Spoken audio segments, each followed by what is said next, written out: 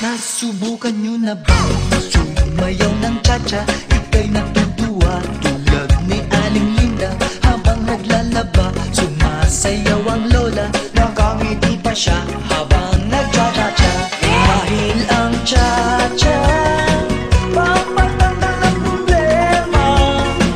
Lagi ka pang nakatawa habang nagcha-cha-cha. Kaliwat kanan nyo lang